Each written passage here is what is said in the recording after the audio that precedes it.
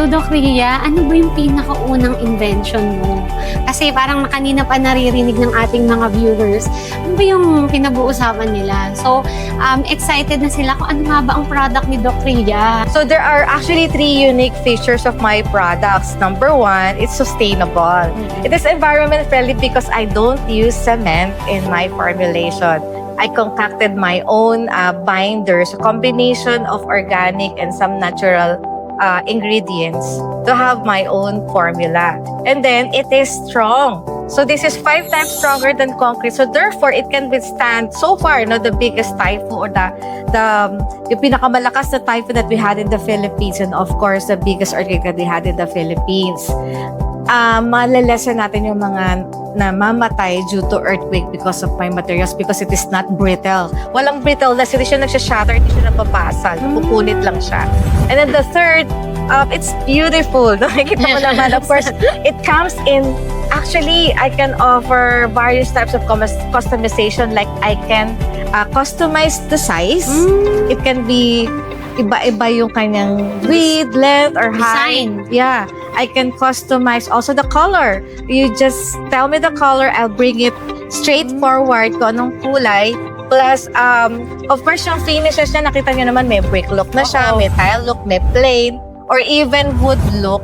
And look at the tongue and group connection. Alam mo ba, Miss Joyce, itong tongue and group connection nito is like a Lego like of fasteners, no, or pagpa-fasten. Ito yung easy alignment. Plus, it's being lightweight, 64% lightweight. So, in the future, I would like to have women doing construction kasi kaya-kaya nilang buhatin to at easy align. Aside from that, it's waterproof, it's fire retardant, and of course, chemical resistant. So, ibig sabihin, Doc Rhea, itong product mo, kaya din siyang parang kahit nga mga babae ang mag-construct na. Tapos, paano siya mapapagdikit-dikit? Kasi di ba usual na hollow blocks is semento. Pero itong product mo, paano siya ma-assemble? Ano bang tawag doon? Ma-install. Ma-install. No? Sa mga nagtatanong, walang pinagkaiba sa common na hollow blocks. Ganun na ganun, parehong-pareho. And then, you can use the usual foam concrete or cement mortar or an epoxy para lang magdikit-dikit sila. But anyway, wala nang problema kung matibay or not yung nasa loob kasi wala na siya masyadong impact doon sa strength kasi nga 5 times stronger na siya. Ang maganda pa dito, Doc, kapag na-install mo na siya, wala ka na masyadong gagawin. Wala na, straight to finish. So, na-eliminate niya yung tinatawag nating plastering, painting, waterproofing. All in one. Yun nga yung nakita ko. Tapos, pwede pa yung design, kung ano yung gusto mong design, magagawa. So, ang tawag ko doon, design to build. So, ibig sabihin, from the time na gusto mong paggawa ng bahay or structure, kailangan makipag-coordinate ka na sa akin. Para during the construction or the building process, i-deliver ko na ready to install. Tsaka sobrang tibay niya. Yeah, oo. Bukod ba dito, Doc, ano pa yung mga products na na-invento mo? Well, I can create various product forms as long as it is moldable. So far, nakapag-labas na ako sa market or nakapag-try na iba kong client ng lavatory. Nakagawa na ako ng plant boxes, ng mga doors. At saka syempre marami ako yung selfie wall tiles, yung may maliit kasi akong mga parang brick look na kinakapit ko. Yun yung aking signature wall. Selfie wall ang tawag.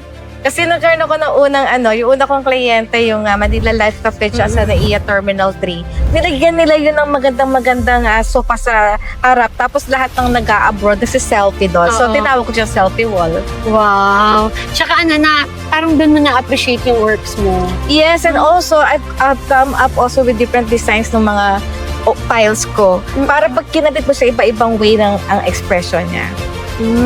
So, ayan na nga, talagang sobrang genius ng ating guest for today. Kasi sino ba mag-aakala, no? Parang ako, yung product na na-invento ko is yung skincare. Pero talagang marami kang kalalakihan na talagang, masasabi kong nalagpasan. And I think doon nag-come up kaya nilabas mo itong Feminine Genius Planner. Yeah, when I won, I'm the first recipient of the Good Design Award in the Philippines, no. Ang unang nag-invite sa akin yung AIM Mm-mm. para i-share ko yung aking journey. And then nagbigay sila sa akin ng 3 questions as guide for my talk, no? Mm-mm. Apparently, yung palang 3 questions na yun ay answerable sa mga bagay na pinagpapasalamat ko kay God. So, these are activities na ginagawa ko na nilagyan ko ng color. Yellow pag done na, tapos pink pag ongoing, and then no color pag future. Mm-mm. So, sabi nung program director, why don't we document your life, which validates the Masters in Innovation Business Curriculum. Mm-mm. Pero nag-pandemic so ang ginawa ko, ako na nag-validate.